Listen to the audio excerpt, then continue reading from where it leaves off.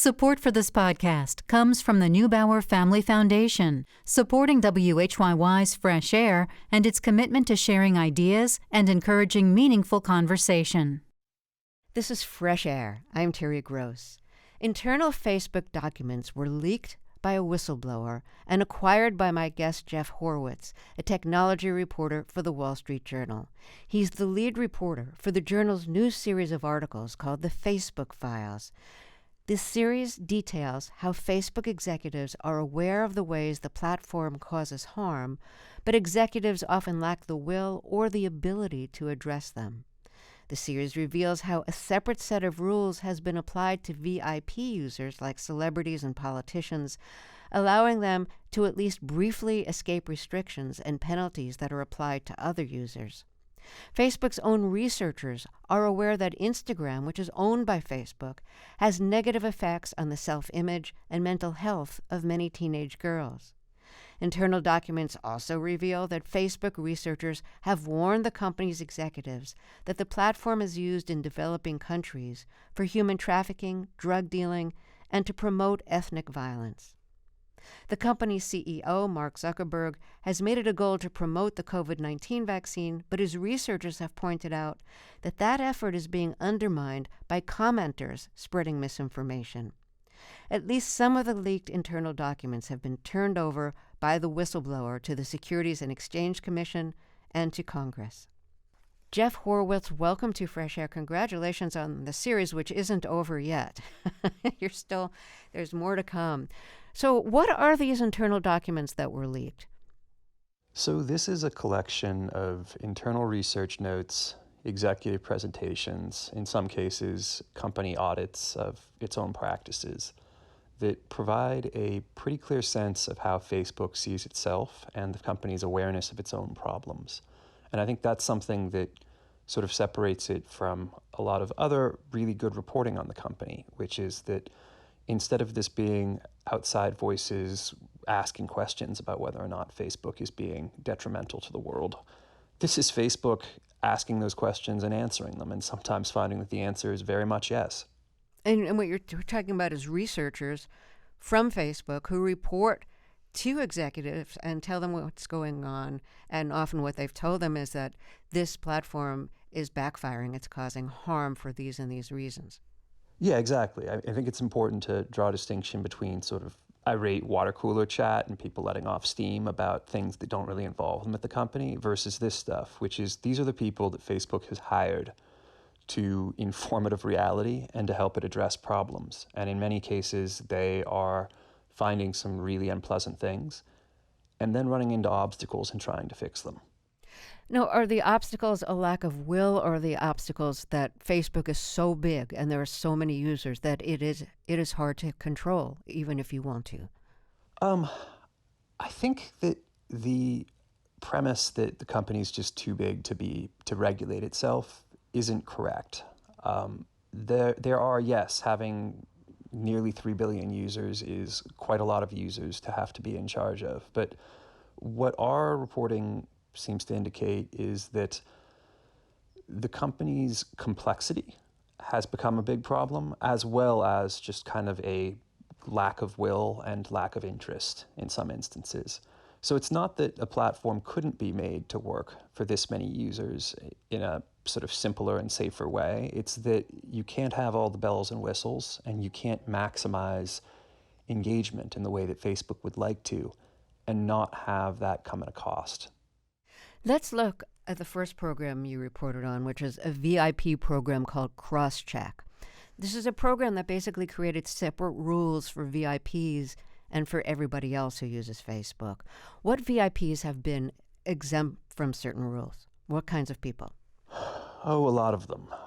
So Facebook has talked in the past about providing a little bit of extra leeway for politicians and fact-checking and misinformation, right? The idea being that, in an election, candidates should have the right to say whatever they want to say, even if those things aren't strictly true. And the thing we found is that the protections Facebook offers to powerful users go far, far beyond that. So they include celebrities, They include journalists. I have no doubt that you should qualify. I most certainly should qualify. They include athletes and just sort of people who are famous for being famous, influencers. They include animal influencers. So, just like literally the account Doug the Pug is actually covered by Crosscheck, which was the program. So basically the idea is the commonality among all of these people and entities and animals is that they are big enough and prominent enough they could cause problems for the platform. The way that this program was designed very explicitly internally was to avoid quote-unquote PR fires. And I think that's something that kind of sticks out in general in this reporting, is that the thing that makes Facebook scared, more so than harm that it might be causing, is the risk of public embarrassment. What kind of public embarrassment? What kind of PR fire? So this can be everything from making a mistake and tangling with, the singer Rihanna's account because she posted a risque French magazine cover, to making an error on something Donald Trump said, to, anything that basically would result in the company receiving widespread public criticism. And I think this is something that is kind of exists throughout this series, is that Facebook really likes to stay in the background. They really would like to be kind of viewed as this neutral platform in which just kind of life plays out online. And as what our reporting tends to show is that is not the case. The company is actively making a lot of choices, is determining which interests benefit and at what expense. And I think Crosscheck is kind of a perfect example of that, which is that the whole idea is to never publicly tangle with anyone who is influential enough to do you harm. Can you give us an example of a post that caused harm or could potentially cause harm that was allowed to stay up for a long time or a brief time because this person was a VIP? Sure. And there are a lot of them. Facebook's own analysis of Crosscheck found that 16.4 billion views of violating content occurred solely because of the lag time in taking down stuff from VIPs that shouldn't have been up in the first place. But I think the example I would give for how this program can cause harm and does sort of run against Facebook's sort of basic ethos of fairness is the Brazilian soccer player Neymar, who in 2019 was accused by a Brazilian woman of rape. And he, to defend himself, took to Instagram and took to Facebook in a live video. And he showed pictures of his WhatsApp chats with this woman, his messages with this woman. And those messages included not just her name, but also nude photos of her that she had shared with him. And this is just a complete no-go on Facebook. You are not allowed to broadcast people's naked pictures without their consent. It is called non-consensual nude imagery at Facebook. It's called revenge porn everywhere else. And the appropriate response per Facebook's own rules is to immediately take down the post and delete the account that posted it. So that was kind of what would have happened. A Facebook employee did catch this, pretty early on and tried to delete it. But the problem was Neymar's account was cross-checked. So it didn't come down. In fact, it stayed up for 36 hours, during which it racked up 56 million views. And this resulted in extensive harassment of the woman who had accused him of sexual assault. There were thousands and thousands of impersonators of her, and the video was reposted just all over the internet. And basically, Facebook acknowledged internally that it had just completely failed to protect this woman. And this happened because of Crosscheck. Now, I think another part of the program that is important is that it really does and is intentionally designed to allow executives, communications, and sort of public affairs people to weigh in on punishments that would otherwise be doled out. And that's what happened in this instance, is that Neymar, who is one of the top 20 accounts on Instagram, like this is a guy who is probably more famous for social media than he is for soccer. Facebook just simply wasn't willing to lose him. And so this got bumped all the way up to senior leadership of the company. And they determined that rather removing him from the platform, even though that was the absolute standard rule for this situation, they were going to kind of let it slide. So they took down the post in the end, but they didn't punish his account in the way they normally would. And I think it's kind of representative of the dual class, or even more than dual class, system that Facebook created, in some ways reinforcing power structures that, the company has said it was supposed to kind of overthrow.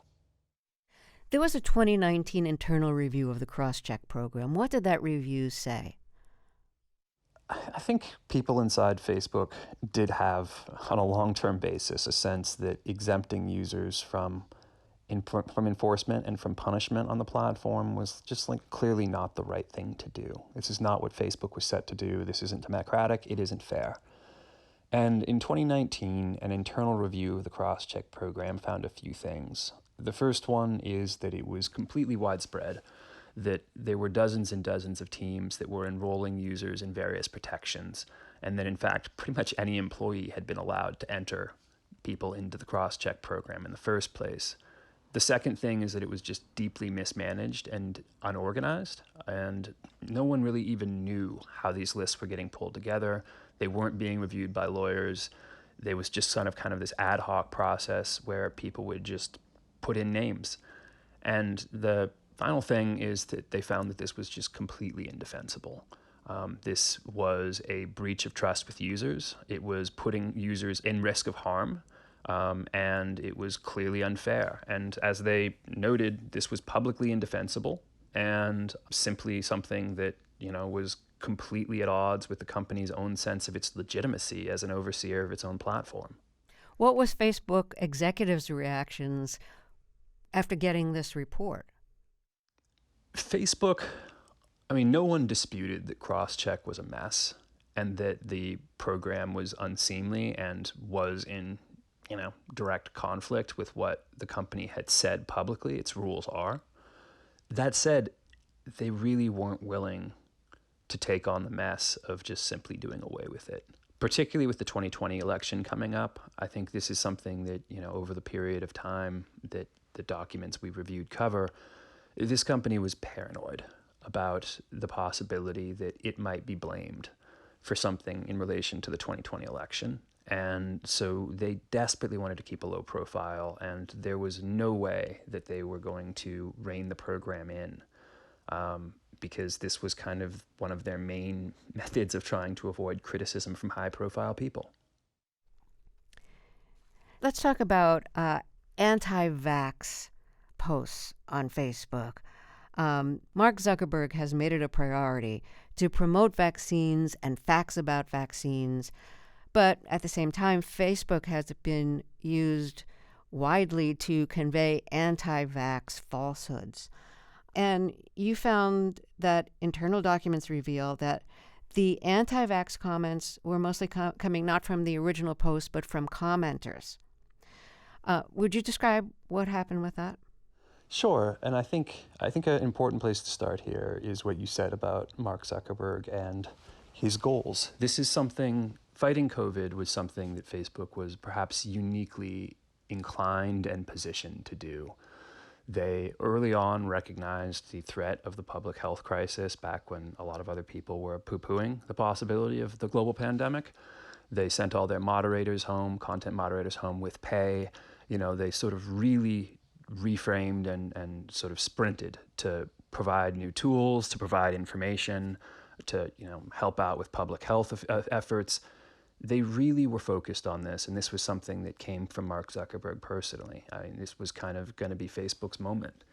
And I think the interesting thing about this is that there were sort of all these resources and good intentions put into it, and yet also this kind of failure by the company to recognize the risks that its own platform could pose. And it's not as if Facebook hadn't had plenty of warnings that the anti-vaccine movement was very active on its platform. If you remember the measles outbreaks back in 2019 at Disneyland and things like that, there was a very, very aggressive community of anti-vaccine activists that have been active on the platform, had gotten really sophisticated in terms of their methods and their approach.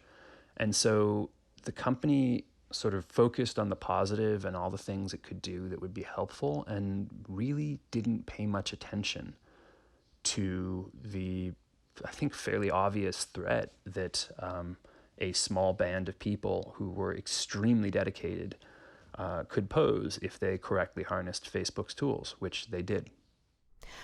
Is it harder to oversee or to apply rules to commenters than it is with people doing the original posts on Facebook?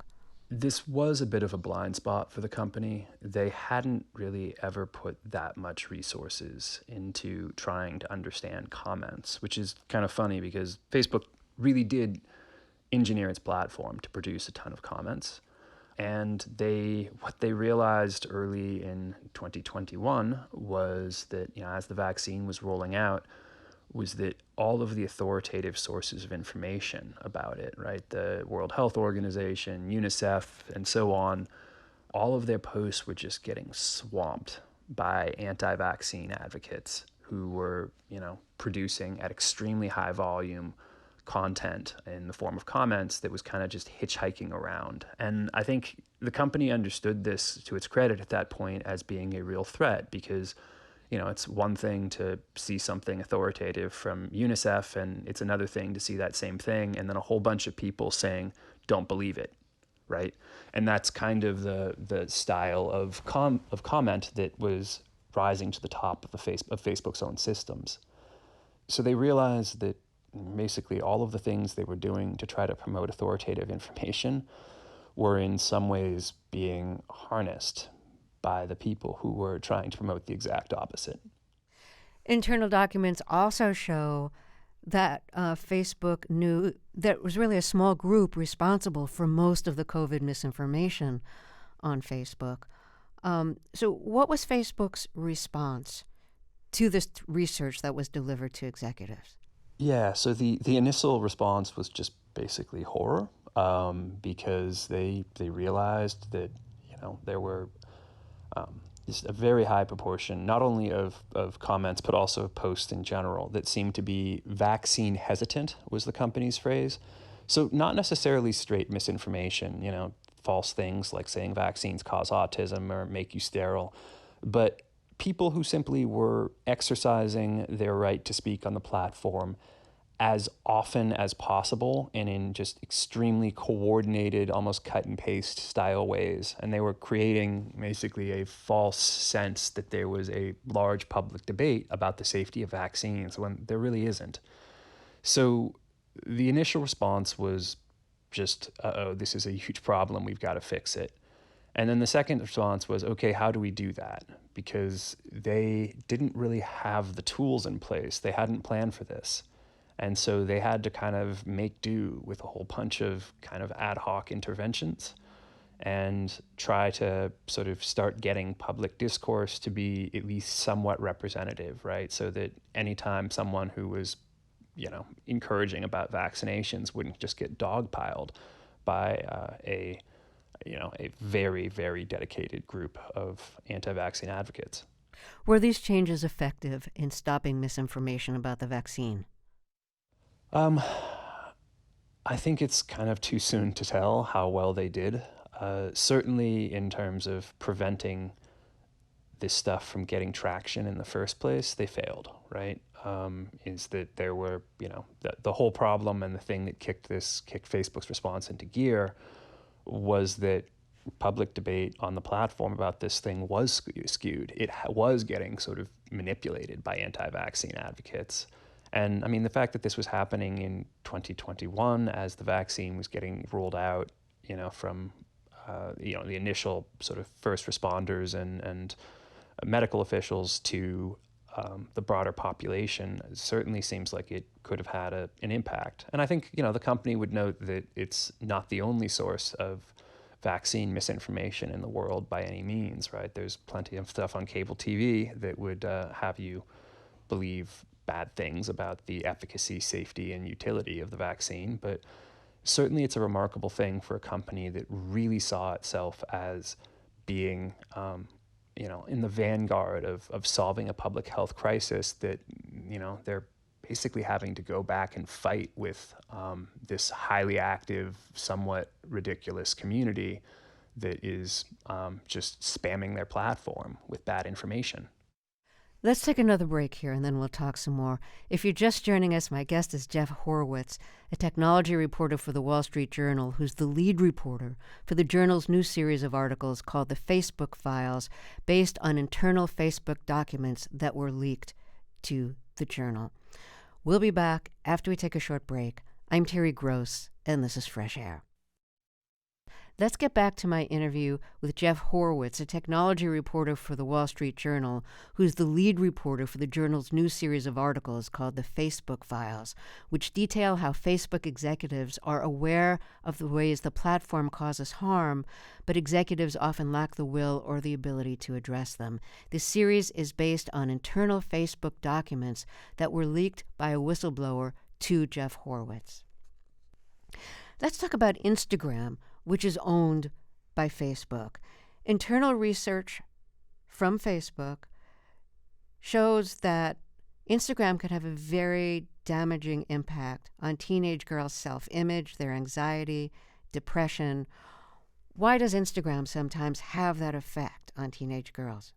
Because you write that the algorithms on Instagram create a perfect storm for many teenage girls. Yeah, so body image issues and social comparison obviously didn't originate with the internet. That said, Facebook's own research found that Instagram had some uniquely harmful features in terms of encouraging young women in particular to compare themselves with others and to think about the flaws of their bodies in relation to others. And this wasn't intentional. The company certainly hadn't meant to design something that did this, but there was no question in their own findings that, compared to even other social media products, Instagram was worse in this respect, that it was very focused on the body as opposed to the face or performance, and that for users who arrived at the platform in not the best mental place, it could really have a big impact on them. What is the way in which algorithms create a perfect storm for teenagers? Because you say that in the article. Right.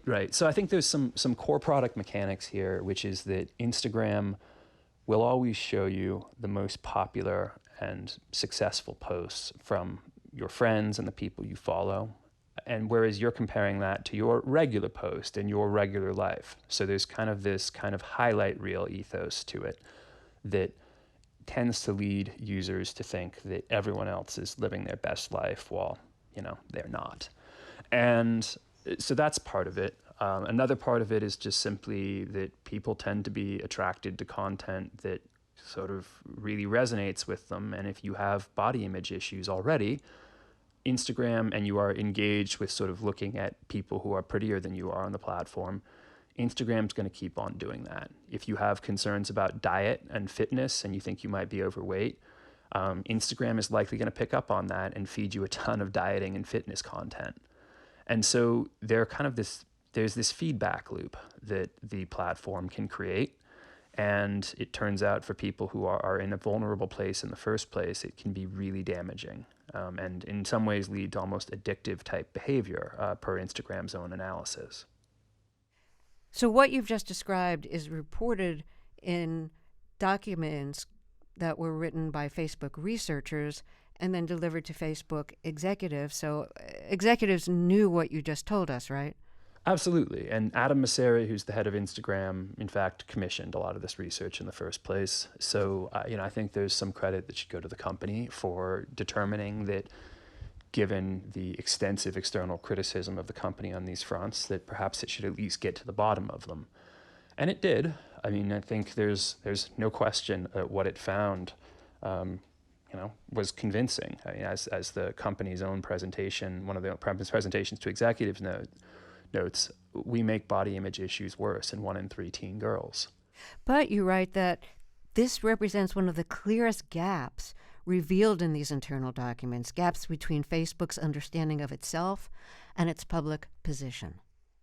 Yeah, look, I can understand why someone in corporate communications isn't eager to make the sentence, "We make body image issues worse in 1 in 3 teen girls," public, much less some of the other things in these findings, which included that young women who had thought about self-harm or suicide in the last month, that a not tiny fraction of them traced those feelings directly back to Instagram's platform. So like potentially life-threatening effects.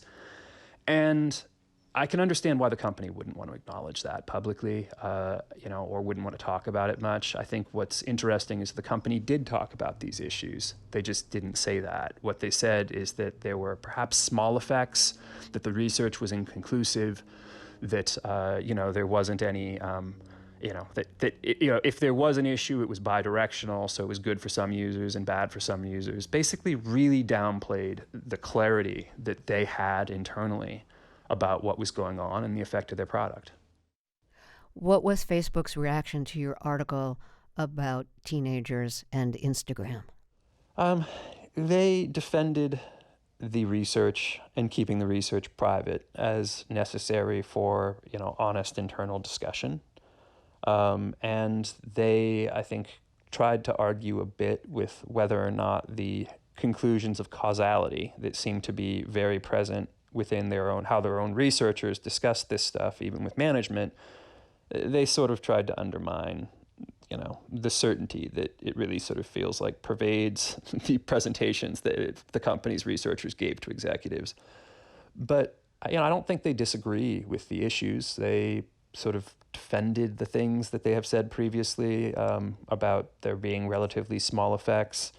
And, I've noted that for many users and users who are in kind of a healthy emotional place, Instagram is a lot more beneficial than it is harmful, all of which is true. None of that is wrong. It's just that the question is at what cost to vulnerable users. Well, let's take another short break here. If you're just joining us, my guest is Jeff Horowitz, who is the lead reporter for the Wall Street Journal's new series of articles called The Facebook Files. We'll be right back after a break. This is Fresh Air. One of the articles in the series is headlined, "Facebook tried to make its platform a healthier place. It got angrier instead." And this article is about a change that was made in 2018 that rewarded outrage. What was the change? Facebook promoted something in 2018 called meaningful social interaction. And the idea was that passively scrolling through content wasn't good for people, it just turned them into zombies. And that what Facebook should be doing is encouraging people to sort of connect and engage with each other and with Facebook content more often. And there were two parts to this. One part was promoting content from people's friends and families, which was kind of a throwback to kind of an earlier era of Facebook where it was much more about that stuff than it was about kind of a constant stream of information and content. The second part, though, was rewarding content that did really well in engagement, meaning things that got a lot of likes, but even more important than likes, things that got a lot of emoji responses, comments, reshares, direct message shares, and things like that. So basically things that made users kind of pound the keyboard a bit and, share and engage as much as possible. And, nothing about that seems, atrocious in sort of a general high-level view, but it turns out, as Facebook realized down the road, that the effect that had was privileging angry, incendiary conflict, because there's nothing more engaging than a fight. And news publications, as a result, found that a lot of their traffic was decreasing dramatically. What was the connection?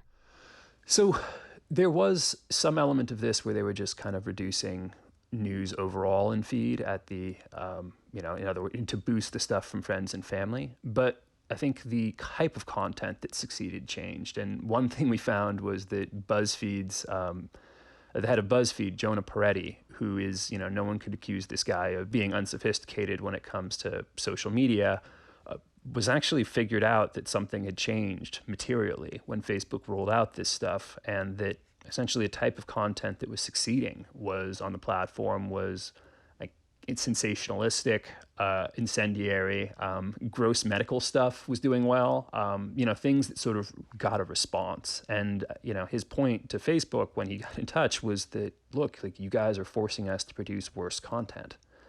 And the same thing was true of political parties. They also picked up on what had changed, and they started adjusting accordingly. And so parties told Facebook that because of literally this algorithm change, like some reweighting, some math, that they were shifting not just their communication strategy for the internet, but in some instances, their actual platform. Once this was reported to Facebook executives, what actions did the executives take?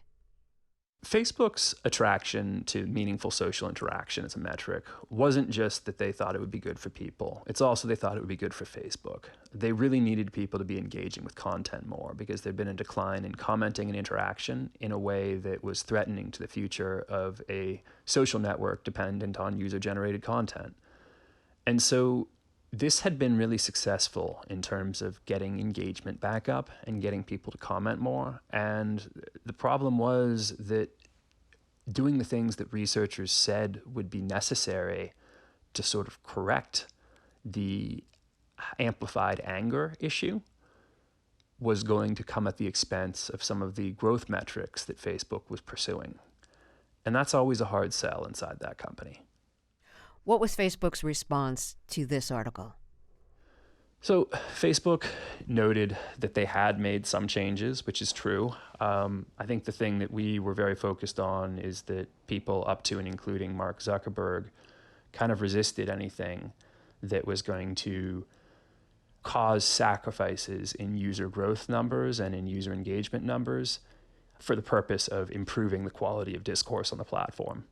So they told us on this one that basically any engagement-based ranking system or any ranking system is going to have problems, right? That yes, they acknowledged that incendiary content did benefit from what they'd done, but that's not to say that there aren't disadvantages to other systems as well. So one of your articles in the journal reports that in developing countries, Facebook was often used by drug cartels, human traffickers, used to promote violence against ethnic groups. And developing countries are actually very important to Facebook now. And why is that? People in poorer countries, they don't provide Facebook much money, but they do provide it with a lot of growth. The Facebook has basically stalled out in developed economies. I mean, there isn't much in the way of new user growth to be achieved in the US, Canada, Europe, and wealthier nations. So this is kind of where pretty much all of the company's growth has been coming in recent years. And, that makes them kind of, places like India are sort of the company's future. And at the same time, though, Facebook has never really invested much in safety in those environments. And, they had, for example, a team of just a few people trying to focus on human trafficking across the globe. That includes sex trafficking, labor trafficking, organ trafficking. And they were clearly overwhelmed. And there were some, I think, serious issues of the company just simply not really caring all that much. I think one instance we found was that the company had identified sort of wide-scale human trafficking occurring in which people from the Philippines and Africa were kind of indenturing themselves into domestic labor in the Gulf states. And they were, once there, kind of lost all autonomy. They could literally be resold without their permission. And Facebook actually first of all, had allowed this for a long time. Like up until 2019, it was actually okay for people to be sold on Facebook so long as the selling was happening through brick and mortar establishments, as long as, it was in a country where this was allowed. And then I think more broadly, Facebook had just kind of turned a blind eye to this whole practice. One thing, that I think was really stood out to me just in terms of demonstrating the company's lack of will on some of these things is that Facebook, while it had identified widespread human trafficking, hadn't done anything about it, and in some instances for years. The thing that moved Facebook in 2019 to take aggressive action on this was Apple, the maker of my iPhone, told Facebook that it was going to it was going to remove Instagram and Facebook from its app store, basically make it so that people couldn't download the apps unless Facebook got its human trafficking problem under control. And boom, that was it, right? Actually understanding that human trafficking was happening on its platform wasn't enough to get Facebook's attention. What did was the threat that Apple might take an action that would severely damage its business. So Facebook, literally within days, was just pulling down content all over the place. And the crisis passed, and then as we found, things went back to normal. And normal means that human trafficking is happening on a pretty widespread scale on the platform. Another obstacle that you report is Facebook doesn't have enough people monitoring posts who speak the dialect needed to identify dangerous or criminal uses of Facebook. Yeah, and this is something that I think we're all familiar with Facebook's apologies right now, right? Like every couple of months or weeks or days, depending on how closely you're monitoring it, the company ends up saying that it's sorry that something happened. And particularly overseas, it seems like there's just this kind of succession of inadvertent oversights that come with large human consequences. And the thing we found is that these aren't accidents, these aren't due to the company just simply having too much to possibly do. These are issues of direct neglect. So for example, with Arabic, I think it's the world's third most commonly spoken language. It has many dialects that are mutually incomprehensible. Facebook literally doesn't have anyone who can speak most of them or can understand most of them in terms of sort of the vernacular. And it also doesn't have a system to route content in those dialects to the right people. So when something happens like the Israeli-Palestinian violence earlier this year, the company is just sort of woefully unprepared to deal with it. They can't process content. They don't have people on staff. And I think one of the things that's kind of tragic that we could see inside the documents was that you had all of these people who work for Facebook with Middle Eastern backgrounds who were just desperately trying to kick in ad hoc to try to help steer the company in a better direction because it was just screwing up so much at a time that was so crucial on its platform. Nick Clegg, who's the Facebook Vice President of Global Affairs, recently published a blog post saying that the Wall Street Journal articles have contained deliberate mischaracterizations of what Facebook is trying to do and conferred egregiously false motives to Facebook's leadership and employees. What's your reaction to that? My reaction is that Facebook has the right to say whatever they would like to say in response to our reporting. I think the more useful reaction to that isn't mine. It's that there actually have been, in recent days, a large number of former Facebook employees who have directly taken issue with what Mr. Clegg and what the company has said on these subjects. And I mean, these are people who actually were doing the work. There are names that are popping up on Twitter that are the names that were sort of protagonists, I suppose, in some of the stories I could see playing out inside of the company. And what they've said very clearly is that, one, that the things that we're raising are pretty much correct, and two, that there is, in fact, this history of kind of disregarding the work of the people Facebook's asked to do integrity work, integrity just being platform safety and content quality stuff. And so, I think there's something really encouraging about some of these voices coming to the fore, because these are people who sort of pioneered not just the ways to measure problems on the platform, but also ways to address them. And so the idea that they might be able to come out and talk more about the work they did is, I think, really interesting to me, and in some ways would be very healthy for the company. My guest is Jeff Horowitz, who is the lead reporter for the Wall Street Journal's new and ongoing series called The Facebook Files. This is Fresh Air. This is Fresh Air. Let's get back to my interview with Jeff Horowitz, a technology reporter for the Wall Street Journal, who's the lead reporter for the journal's new series of articles called The Facebook Files. The series details how Facebook executives are aware of the ways the platform causes harm, but the series also says executives have often lacked the will or the ability to address those problems. The series is based on internal Facebook documents that were leaked by a whistleblower to Jeff Horowitz. What are some of the suggestions current or former Facebook employees have made that you're aware of how to improve some of the problems that you've reported on? Yeah, I think Facebook tends to treat social media as if it's, Facebook is the only way in which it could possibly exist, right? Kind of a love it or leave it approach. And that, per their own employees, is absolutely not true. There are a number of things that can be changed, right? So in addition to just simply the question of resources, which would address a lot of problems, there are also ways in which the platform perhaps has grown too complex to be safe. So, for example, in developing countries, is it really a good idea for things to be able to go viral in a matter of minutes? Maybe that's not good if you're worried about information quality. So virality restrictions is one thing.